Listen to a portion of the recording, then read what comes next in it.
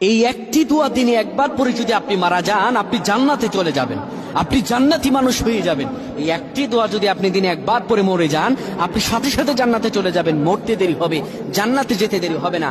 প্রিয় ভাইরা আমার, অনেক সুস্থ মানুষ বাড়ি থেকে যায়, রাস্তায় অ্যাক্সিডেন্ট হয়ে মারা যায়। এই দোয়াটা আপনারা শেয়ার করে দিবেন, আমল না করেও সওয়াব পাবেন। এই যুবক, তোমার একটি শেয়ারে বাল্লিগু আন্নি ওয়ালাউ আয়া, রাসূল বলেন তুমি একটা হাদিস জানবারকে জানিয়ে দিবা।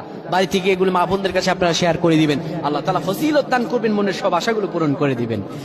কোন ব্যক্তি যদি সকালবেলা সাইয়্যিদুল ইস্তিগফার পড়ে আর মাগরিবের পরে সাইয়্যিদুল ইস্তিগফার পড়ে, দিনে আর রাতে যে কোনো সময় ব্যক্তি মারা যায়, আমার আল্লাহ রাব্বুল আলামিন সে মরতে দেরি হবে, জান্নাতে যেতে দেরি হবে না।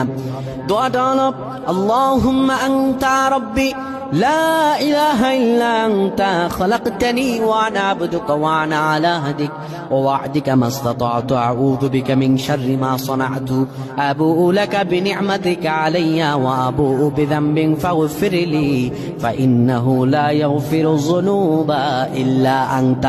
এই দোয়াটা পড়ে কোনো ব্যক্তি যদি মরে যায়, মরতে দেরি হবে, জান্নাতে যেতে দেরি হবে না।